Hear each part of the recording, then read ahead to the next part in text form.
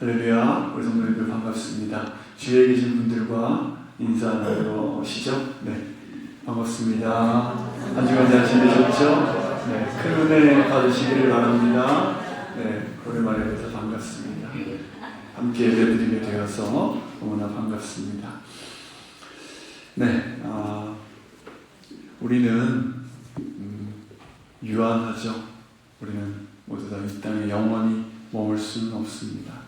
언젠가는 떠나야 하는 이제 나그네와 같은 존재인데, 그래서 우리의 인생을 어떤 분들은 여행에 비유하기도 하죠. 그런데 여행을 뜻하는 단어가 여러 개가 있는데요. 그 중에 이 의미와 목적이 완전히 다른 두 가지 단어가 있습니다. 자, 화면을 보시죠. 첫 번째는 관광 또는 투어라고 하는 게 있고요. 두 번째는 순례라고 하는 단어가 있습니다. 관광은 뭐 다 잘 아시죠? 아름답고 유명한 곳, 그런 곳을 찾아다니면서 좋은 것 보고 맛있는 거 먹고 또 편안한 숙소에서 푹 쉬고 기분 좋은 경험을 하는 것을 목적으로 하는 것이, 그것이 이제 관광인 것이죠. 어렵게 같이 가시는 분들하고 휴가 날짜도 맞춰야 되고 또 많은 경비를 들여서 여행을 갑니다. 그렇게 왔는데 음식도 입맛에 맞지 않고 잠자리도 불편하고 기껏 보러 갔는데 여러 어려움들이 있고 마음에 들지 않으면 우리는 어떻습니까? 화가 나죠. 짜증이 나고 아니, 내가 지불한 비용에 합당한 그 즐거움이 있어야, 만족이 있어야 이것이 아주 즐겁고 행복하고 만족되는 여행이다. 우리는 이제 그렇게 생각을 하죠. 반면에 여기 밑에 있는, 자, 여러분, 순례는 무엇입니까? 즐기기 위한 여행이 아니죠. 어떤 종교적인 깊은 의미라든가 내 삶에 좀 숭고하고 거룩한 가치, 의미, 그런 것들, 사색, 그런 것을 떠나는 길을 우리는 순례라고 부릅니다. 그리고 이 순례의 길은 그 가는 길이 거칠고 좀 험하더라도 각오를 하고 떠나죠. 오히려 고난과 어려움 속에서 진짜 의미를 발견하려고 또 일부러 사서 고생한다 그러죠. 네, 더 그런 길을 가는 경향도 있습니다. 자, 그렇다면 구원받은 우리의 인생은 여러분 이 둘 중에 무엇이겠습니까? 우리의 인생은 단순히 즐기기 위한 투어가 아니라는 것입니다. 우리의 삶은 하나님을 향해서, 그리고 천국을 향해서 걸어가는 순례의 길인 줄로 믿습니다. 네. 내가 지금 이 땅을 살고 있는데, 지금 이 땅에서 살고 있는 이 내 삶이, 내가 이 땅을 살아가는 이유가 내가 잠시 관광으로 온 것인지, 아니면 하늘을 향한 그 순례의 길을 걷고 있는 것인지, 그 정체성을 내가 분명히 알아야만 우리의 신앙은 흔들리지 않고 바로 설 수 있는 것이죠. 자, 그런데 이 순례의 길을 걷다 보면 우리는 예기치 못하는 문제들을 많이 만나게 됩니다. 어떤 문제들입니까? 지금 여러분들이 겪고 계시는 그 문제들, 고난들, 기도의 제목들, 그런 것들을 우리는 만나게 되죠. 그리고 그 문제들 앞에서 우리는 그 고통스러운 문제들이 빨리 좀 해결되었으면, 그리고 이거 빨리 해결돼서 아무 걱정 없던 그 옛날의 시간으로 다시 돌아갔으면 하는 그런 마음들, 또 그런 마음을 가지고 간절히 하나님께 우리는 기도하고 있죠. 정말 해결되지 않는, 여러분 지금 속으로 생각하시는 그 문제, 그거예요. 이 지긋지긋한 문제, 이 문제 하나만 제발 해결되면 내 인생은 정말 행복할 텐데, 이렇게 생각하면서 내가 처한 환경, 나에게 있는 이 어려운 상황이 내가 제발 바라는 그 모습으로 변화되기를 간절히 바라는 것, 이것은 우리 인간들의 너무나 자연스럽고 또 본능적인 그런 모습이라고 말을 할 수가 있습니다. 자, 그런데 이 본능스러운 반응과 생각이지만 이 부분을 우리는 오늘 좀 다시 생각해 볼 필요가 있다는 거예요. 우리는 문제를 만났을 때 이 문제가 빨리 그리고 즉시 내가 원하는 대로 해결되기를 원합니다. 그렇죠? 저도 우리 성도님들께서 기도 제목을 주시면 그 기도 제목 붙잡고 해결되게 해달라고 하나님께 기도하는 마음은 다 똑같아요. 그런데 우리 마음은 그런데 하나님께서도 그러실까 하는 것입니다. 우리가 걷는 인생이라고 하는 이 순례길에서 우리가 순례길을 가는 동안 돌뿌리에 걸려 넘어지지 않도록 미리 돌멩이도 치워주시고 어떤 문제도 없이 평탄하고 또 안락한 순례의 길을 잘 걷게 하시는 그것이 우리를 향한 하나님의 원하심인 것인가? 만약 내 인생을 위한 하나님의 유일한 목적이 내가 처한 어려운 환경과 상황을 편안하게 만들어주시는 것, 그것뿐이라면 감히 제가 말씀드리는데 우리 하나님은 능력이 없는 분이라고 저는 말할 수가 있어요. 너무나 불경스러워 보이죠? 목사가 주일에 설교 시간에 하나님이 능력이 없는 분이다. 자, 무슨 말입니까? 우리가 고난 가운데 눈물로 밤새도록 기도를 했어요. 그래서 하나님께서 응답을 주셨다라고 지금 가정해 볼게요. 자, 가정합니다. 응답 받았어요. 이전보다 상황이 좋아졌어요. 돈 문제도 해결됐어요. 병도 나았어요.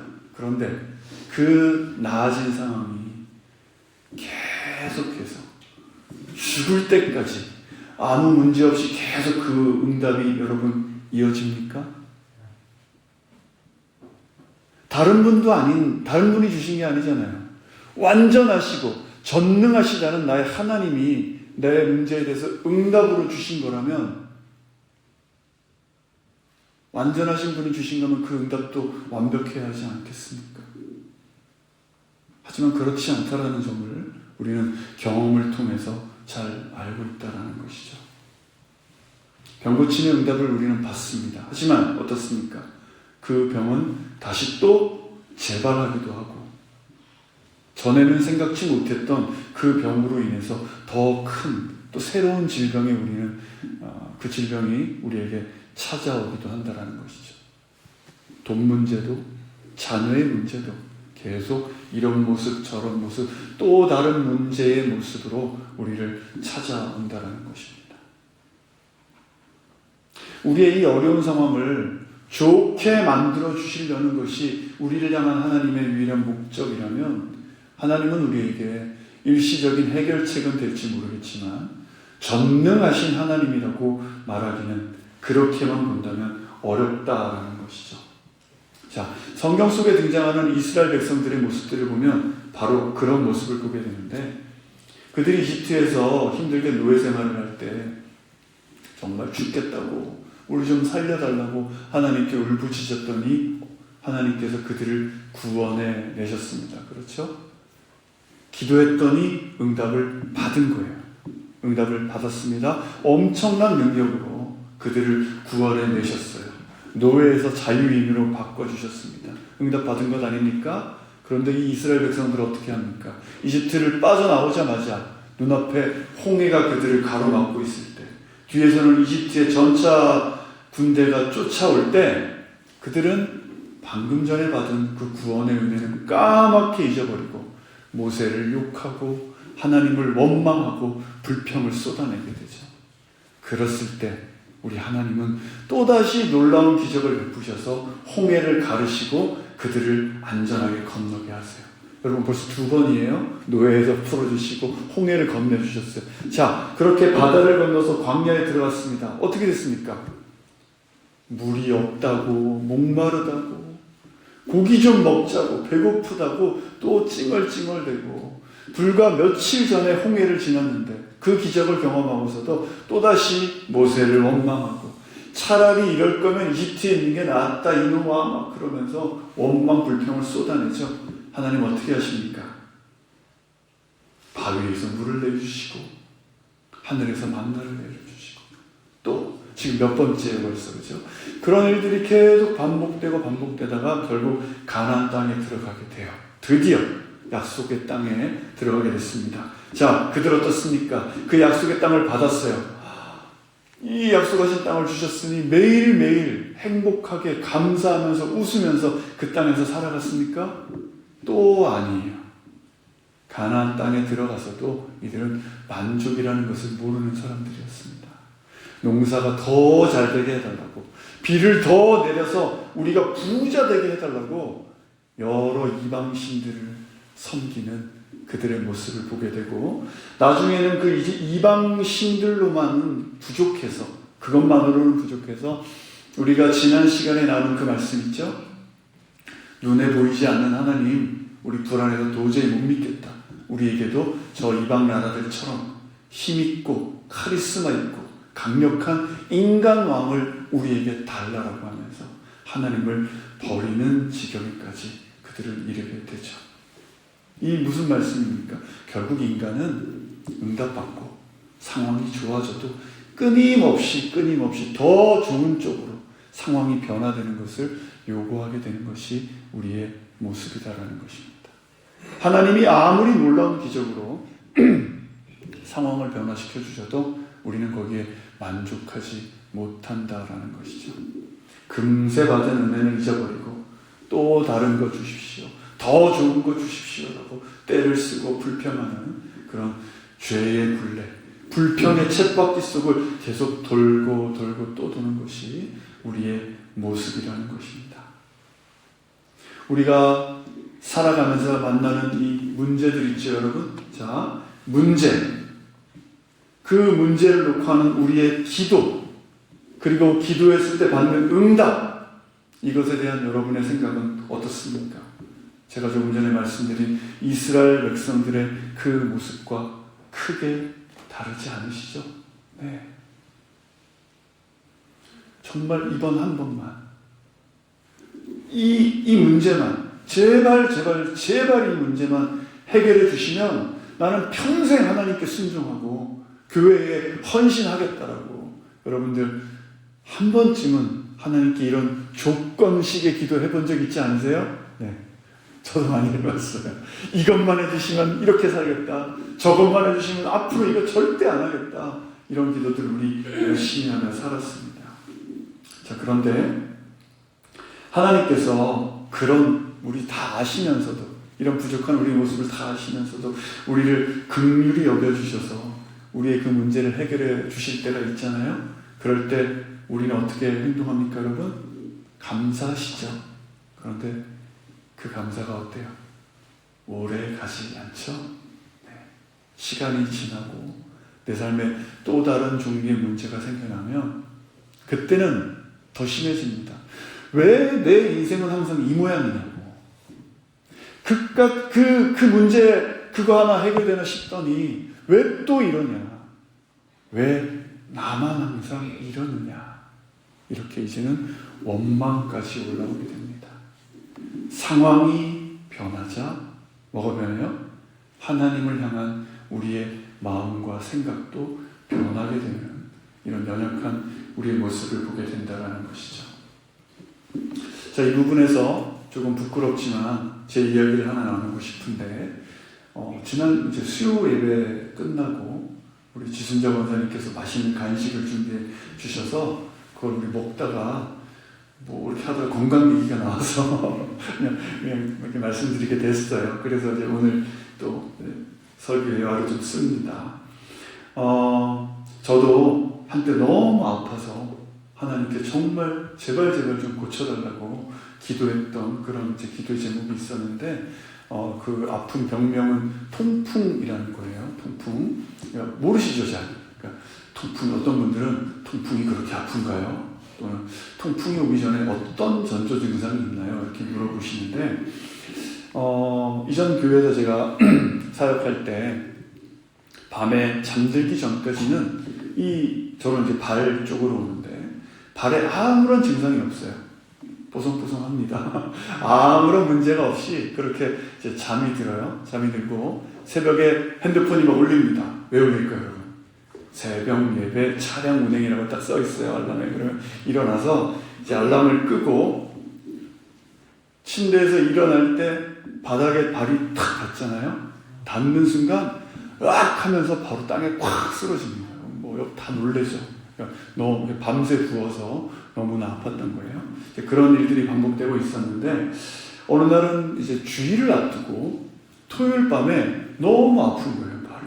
그래서 다음날 주일날 이렇게 성도님들 보시는데 구두도 신지 못하고 쩔뚝쩔뚝거리고 다닐 수 없으니까 하나님 앞에 막 기도했습니다. 제가 주님, 정말 다른 날은 괜찮은데 주일날만큼은 좀 안 아프게 해주시면 안 되느냐고 열심히 기도를 했어요. 그런데 정말 안 아픈 거예요. 조금 있다가 안 아픈 겁니다. 그래서 너무 감사하다고, 그렇게 감사하다고 하면서 주일 사역을 잘 마쳤는데 여러분, 그 감사가 얼마나 같겠습니까? 월요일만 돼도 감사하지 않아요. 왜요? 계속해서 뭐 어느 날은 아팠다가 또 어느 날은 안 아팠다가 다 아시잖아요. 뭐 질병이라는 게 그렇지 않습니까?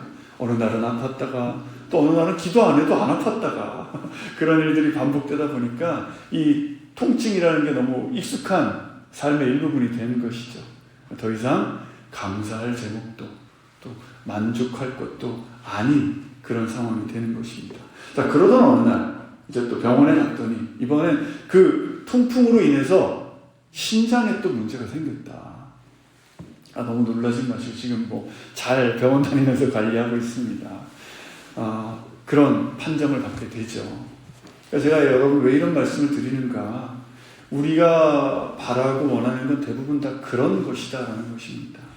아팠다가 안 아팠다가 이랬다가 저랬다가 감사했다가 까먹었다가 나아진 줄 알았더니 뭔가 또 다른 더 큰 것이 오는 그런 상황과 환경이 우리가 처한 상황과 환경이라는 것이죠. 그런데 오늘 우리가 읽은 이 성경 속에 나오는 사도 바울의 처지를 보면 바울은 지금 우리보다 훨씬 더 절망적이고 끔찍한 뭐 저의 뭐 통풍 이런 것과는 비교도 안 되는 그런 상황에서 이 편지를, 복음서를 우리에게 이 말씀 우리에게 썼다라는 거예요. 서신서를. 이 빌립보서는 뭔가 여러분 바울이 편안한 자기 집 서재에서 뒤에 책이 쫙 꽂혀 있고 커피 한 잔 마시면서 스탠드를 켜놓고 우리 성도들에게 하나님 말씀 전해야지 하면서 이렇게 우아하게 쓴 편지가 아니죠.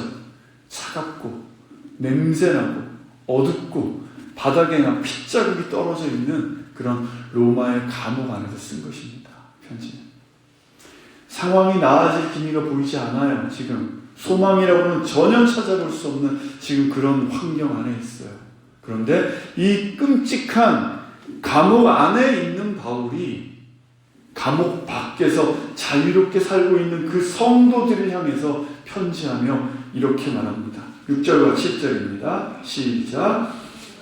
아무것도 염려하지 말고 오직 모든 일에 기도와 간구로 여러분이 구할 것을 하나님께 감사함으로 아뢰십시오. 그리하면 모든 생각을 뛰어넘는 하나님의 평강이 그리스도 예수 안에서 여러분의 마음과 생각을 지켜주실 것입니다. 아멘. 감옥에 갇힌 사람이 오히려 감옥 밖에 있는 사람들을 위로하면서 절대 염려하지 말아라. 염려하지 말고 하나님의 평안을 누리라고 이렇게 담대하게 말하고 있습니다. 우리는 각자 여러 가지 재정의 문제, 건강의 문제, 자녀의 문제, 여러 가지 우리는 문제를 가지고는 있습니다. 그렇지만 그래도 여러분 우리가 바울보다는 조금 더 나은 환경에 있지 않나요? 네. 그렇게 나은 환경에 우리는 있음에도 우리는 왜 바울처럼 이런 기쁨과 평안을 누리고 있지 못하고 있는 것일까요? 감옥 안에 있는 사람이 감옥 밖에 있는 우리를 향해서 너의 그 문제로 염려하지 말라라고 우리에게 말을 하는데도 우리는 왜 염려하고 불안해하고 작은 일에도 쉽게 화를 내고 짜증내고 내 마음대로 안 된다고 불평하며 이 한 주를 살고 이 예배 자리로 또 나왔을 거야. 마치 순례자가 아닌 관광객처럼.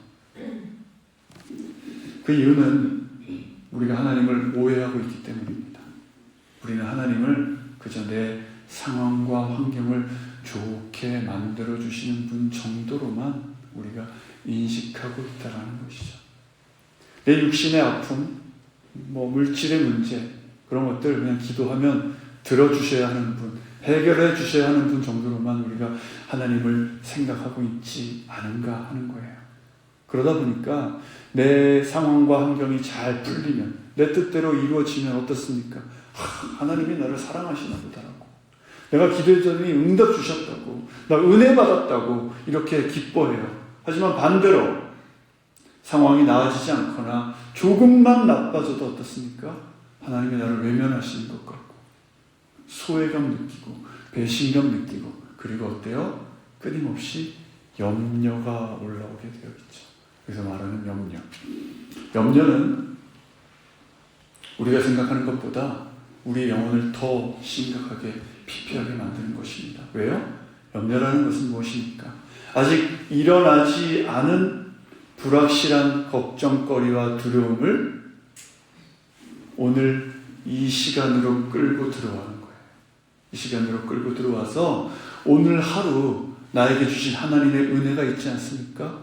내가 마땅히 누려야 할 오늘 하루 나에게 하나님께서 주시는 평안과 기쁨과 나를 사랑하심과 하나님께서 나와 동행하심을 누리지 못하게 하는 것, 그것이 바로 염려라는 것입니다.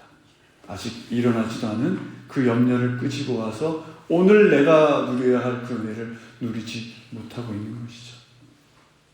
자, 그렇다면 우리는 어떻게 해야지 이 염려를 벗어날 수 있겠습니까? 혼자 골방에서, 어디 집에서 방구석에서 이렇게 속으로 이제 걱정하지 말아야지, 염려하지 말아야지, 긍정적으로 살아야지, 그런 긍정적인 생각해야지, 이렇게 한 100번 정도 되뇌이면 염려가 사라질까요, 여러분? 아닌 것 아시죠? 네. 염려를 이길 수 있는 유일하고도 확실한 방법은 바로 우리 주님께만 있습니다. 우리 6절과 7절 다시 볼게요. 시작. 아무것도 염려하지 말고 오직 모든 일에 기도와 간구로 여러분이 구할 것을 하나님께 감사함으로 아뢰십시오. 그리하면 모든 생각을 뛰어넘는 하나님의 평강이 그리스도 예수 안에서 여러분의 마음과 생각을 지켜주실 것입니다. 아멘. 문제 가운데 있는 우리에게 하나님께서 진짜 나에게 주시고자 하는 것은 어떤 문제 속에서도 흔들리지 않고 또 당당히 버텨낼 수 있도록 우리의 마음과 생각을 지켜주시는 것입니다. 그것이 하나님께서 우리에게 주시고자 하는 거예요. 자, 여기 7절 말씀을 보면요, 하나님의 평강이 우리의 마음과 생각을 어떻게 합니까? 여기 지켜주실 것이다, 지킨다라고 했는데, 여기서 쓰인 이 지킨다라는 단어는 당시 로마에서 쓰던 군사 용어였어요. 어떤 군사 용어인가? 머리부터 발끝까지 완전 무장한 그 강력한 로마의 군인들이 성문 앞에 탁 서서 단 한 명의 적군도 성문 안으로 들어오지 못하도록 그 완전 무장한 군인들이 그 성문을 탁 막고 지키고 서 있는 그 모습, 바로 그 모습을 쓴 것입니다. 그러니까 염려와 두려움이라는 그 무서운 것들이 내 마음을 무너뜨리려고 쳐들어올 때 이 모든 생각을 뛰어넘는 하나님의 평강이 날 지켜주신다는 거예요. 감옥에 있어도 평안할 수 있었던 이 바울, 그가 가졌던 그 평안은 바로 이 예수 그리스도와 동행하면서 그의 마음과 생각을 주님께서 지켜주셨기 때문입니다. 아멘인 줄로 믿습니다. 자, 그런데 여러분, 지금 여러분들 너무 감사하게도 아멘 해주셨는데 여러분의 솔직한 마음을 알고 싶어요. 방금 읽은 이 말씀, 내가 문제가 있고 이 문제 가운데서 지금 힘들어 죽을 것 같은데 그때 내가 하나님께 기도하면 뭘 어떻게 해주신다고요? 마음과 생각을 지켜주신다고요? 이 말씀이 정말로 만족스러우십니까, 여러분? 우리가 간절히 기도하고 간절히 바라는 것은 뭐예요? 당장 내 눈앞에 있는 그 문제가 해결되는 것, 상황이 변하는 것, 그것 아닙니까, 여러분? 내 마음과 생각을 지켜주신다는 그 말씀 귀하죠. 감사하죠. 하지만 하나님, 일단 이 문제부터 해결해 주시고 나서 내 마음과 생각을 지켜주시면 안 됩니까? 여러분 이런 생각 없으세요? 저만 그런가요? 여러분들 대단하십니다. 저만 그런가 봐요. 자, 오늘 말씀의 제목이 상황과 환경, 마음과 생각이에요. 우리는 주님, 마음과 생각 이런 건 됐고 상황과 환경부터 이것부터 좀 하나님, 이런 생각으로 조금 전에 이 말씀들 6절 7절 보시잖아요, 여러분. 절대 받아들이기가 힘듭니다. 지금 내 발등에 코앞에 있는 이 문제는 어떻게 하시고 무슨 마음과 생각을 지켜주신다는 말씀입니까? 그냥 빨리 하나님 상황과 환경을 좀 바꿔주세요. 관광객처럼 순례자가. 여러분, 제가 왜 자꾸 관광객 얘기합니까? 우리 입술로는 나는 구원받은 자로서 순례의 길을 걸어가는 자, 믿음의 길을 걸어가는 순례자라고, 성도라고 나는 말을 하면서도 이런 마음과 생각보다 상황과 환경이 훨씬 중요한 우리의 모습은 마치 이런 겁니다. 우리가 같이 우리 단체 여행을 갔다고 생각해 볼게요. 우리가 어디 외국에 좋은 곳에 놀러 갔어요. 가서 호텔마다 들어가서 키를 받잖아요. 방 키를 받았는데 들어가 보니까 이 방이 너무나 마음에 안 드는 거예요. 창문을 여니까 무슨 절벽만 보이는 겁니다. 근데 옆방을 봤더니 우리 집사님께서는 오션뷰라고 해서 바다 앞에서 셀카도 찍으시고 막 사진이 올라와요. 여러분들 속이 어떠시겠어요?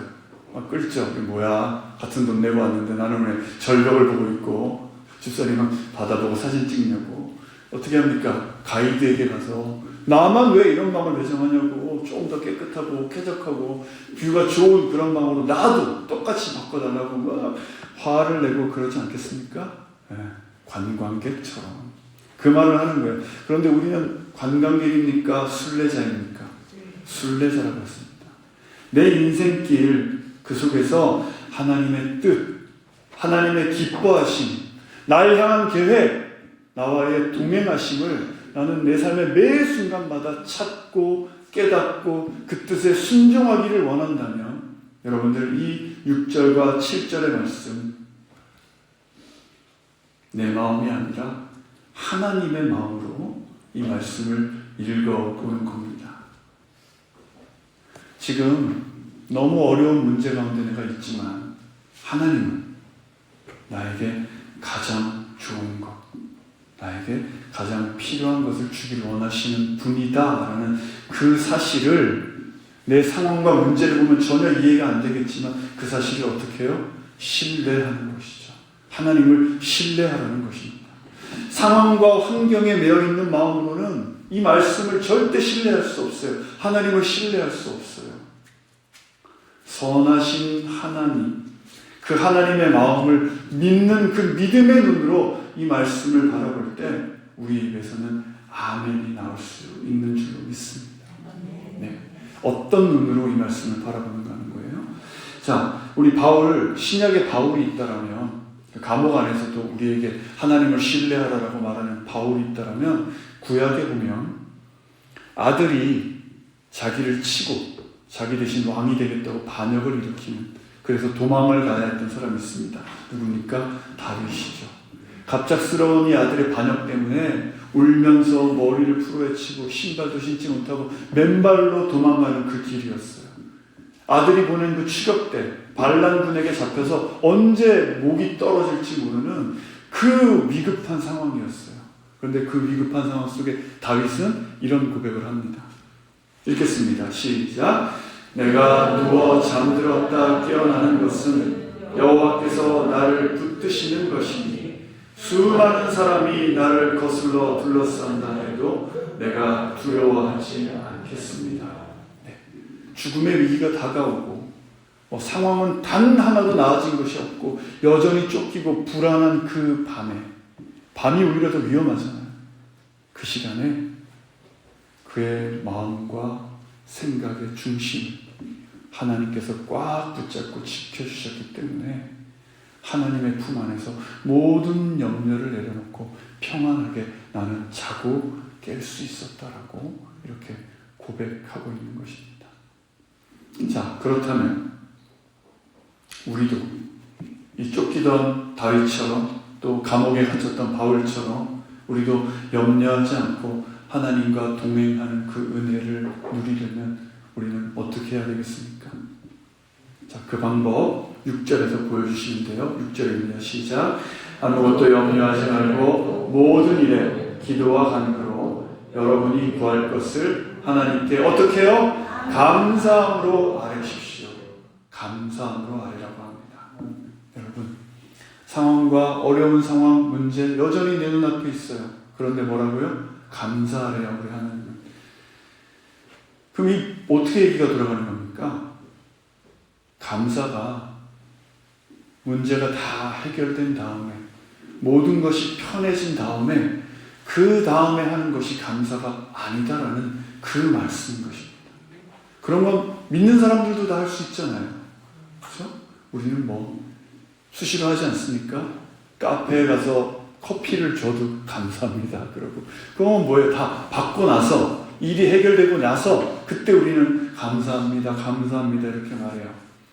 하지만 지금 내가 처해 있는 이 눈물나고 고통스럽고 이해할 수 없는 이 상황들 나는 알 수 없지만 선하시고 신실하신 하나님께서 나는 이해할 수 없는 이 시간들을 통해서 나를 가장 좋은 길로 이끌어가고 계신 것을 내가 굳게 믿고 있기 때문에 그 믿음의 길, 순례의 길에 나와 동행하심을 나는 믿고 있기 때문에 감사하는 것입니다.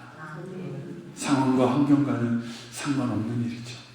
상황과 환경은 그대로일지라도 하나님을 향한 내 마음 때문에, 내 마음과 생각 때문에 하나님을 믿기에 우리는 감사할 수 있는 것입니다. 사랑하는 성도님들, 어렵고 힘든 문제들이 나를 흔들어 놓을 때 그 상황에서도 나를 사랑하시는 내 하나님은 선하시다, 신실하시다, 지금 이 순간도 나와 동행하고 계신다.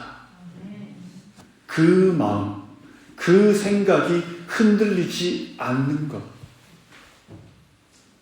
바로 그것이 순례의 길을 걸어가는 우리들에게 우리 주님께서 주시고자 하는 것인 줄 믿습니다. 나는 그런 건 모르겠고 문제 해결만을 원하고 마음과 생각을 지켜주시는 것, 그런 건 나는 신경도 안 쓰고 살아요.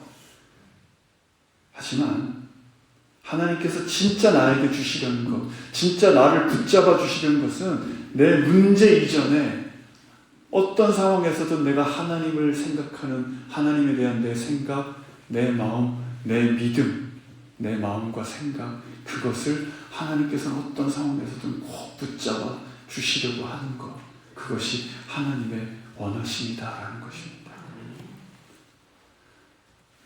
오늘 사도 바울이 감옥 안에서 이런 위로의 말을 전했잖아요. 그 위로의 말은 그냥 말로만 떠드는 것이 아니었습니다. 립서비스가 아니었죠. 말로만 얘들아 염려하지 말아라, 주님이 니들의 마음과 생각을 지켜주실 거야, 화이팅! 그게 아니에요, 여러분. 자신의 삶으로 그 진리를 증명하려고 보이고 있어요. 자, 오늘 우리 뒤에 읽은 12절 말씀 먼저 읽겠습니다. 시작. 나는 궁핍에 처할 줄도 알고 풍부에 처할 줄도 압니다. 나는 배부르든 배고프든 풍족하든 궁핍하든 모든 형편에 처하는 비결을 배웠습니다. 자, 이 말씀 이런 말씀이에요, 여러분. 자, 잠깐 제가 바울 역할을 할게요. 여러분, 이 말씀을 읽는 여러분, 제가 누구예요? 저 바울이에요, 여러분. 응? 바울이에요. 여러분들이 봐도 대단한 사도 아닙니까? 응? 하나님께서 지금 하나님께 귀하게 쓰임받고 있잖아요, 이런 내 삶을, 이렇게 뛰어나게 쓰임받고 능력 있는 종, 이런 나의 삶을 하나님께서 이끌어 가시는 방법이, 그래, 너 바울 이 자식, 내가 너한테 맡긴 일 너무나 열심히 잘하고 있으니까, 너 아주 귀한 사역하니까 내가 너의 상황과 환경 내가 아주 좋게, 항상 좋게 내가 만들어주마. 여러분, 그럴 것 같죠? 아니에요, 여러분. 제가 배고플 때 하나님께서 바로 배부르게 해주시고, 어려운 일 생기면 바로 해결해 주시고, 하나님 그러시지 않았어요. 저도 제 삶도 여러분처럼 배고플 때 배고프고, 어려울 때 어렵고, 이럴 때 이렇고, 저럴 때 저렇고 다 그랬어요. 하지만 이 모든 상황 가운데서 제가 깨달은 비결이 하나 있습니다. 자, 그것을 말씀드릴게요. 13절입니다. 시작. 내게 능력 주시는 분 안에서 내가 모든 일을 감당할 수 있습니다. 아멘. 어떤 상황에서든 하나님은 선하시다. 하나님은 신실하시다. 하나님은 나와 동행하신다라는 그 내 마음과 생각을 붙잡아 주시고 지켜주시는 그 주님이, 그 능력의 주님이 나와 동행해 주시고, 나는 그것을 분명히 믿고 의지하기 때문에 나는 어떤 상황에서도 흔들리지 않습니다 라고 지금 고백하고 있는 줄을 믿습니다. 바로 그런 고백이에요, 여러분. 이 말씀 오해하시면 나는 능력 주시는 분 안에서 내가 모든 것을 다 할 수 있다, 그런 의미가 아니에요. 바로 내 마음과 생각을 지켜주시는 그 말씀을 하고 있는 것입니다. 자, 이제 말씀 마무리하겠습니다. 때 뜻대로 상황이 좋아지면 조금 감사하고 기뻐하다가, 또 그러다가 상황이 조금만 나빠지면 금세 얼굴 찡그리고 우리 하나님 생각하지 못하는 그런 어떤 뭐처럼요, 여러분? 관광객처럼 사는 모습은 이제 내려놓으시길 바랍니다. 우리는 영원한 천국을 향해 이 좁은 길, 믿음의 길 묵묵히 걸어가는, 하지만 그 길에 예수님께서 동행해 주시는 우리는 순례자, 성도입니다. 내가 처한 상황이 또 나를 흔들어 놓지 않도록, 또 내 마음과 생각을 지켜주시길 먼저 감사함으로 기도하는 우리 모두가 되기를 바랍니다. 상황을 보면 감사가 나오지 않을 거예요. 하지만 선하신 하나님, 신실하신 하나님을 우리는 믿기에 감사로 기도드릴 수 있을 줄로 믿습니다. 이 한 주도 내게 능력 주시는 부활의 주님 안에서 참된 평안과 기쁨을 누리는 우리 복된 하임의 순례자들 되시기를 간절히 축원합니다. 기도하겠습니다.